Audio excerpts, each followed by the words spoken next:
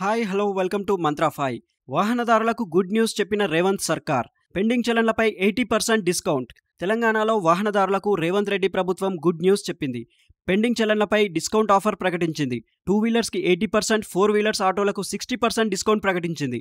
లారీలతో పాటు ఇతర హెవీ వెహికల్స్కి 50% డిస్కౌంట్ ఇవ్వనున్నట్లు పేర్కొంది. ఈ నెల 26 నుంచి డిస్కౌంట్తో చలాన్ల చెల్లింపునకు అవకాశం ఇచ్చింది.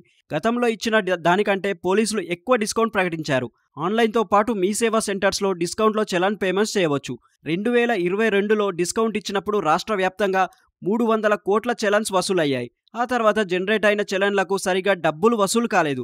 ప్రస్తుతం రాష్ట్ర వ్యాప్తంగా 2 కోట్లకు పైగా చలాన్లు పెండింగ్లో ఉన్నట్లు అధికారులు తెలుపుతున్నారు. తెలంగాణలో ట్రాఫిక్ రూల్స్ ఉల్లంఘించే వారి సంఖ్య నానాటికి పెరిగిపోతుండటంతో ప్రభుత్వం ఈ నిర్ణయం తీసుకుంది.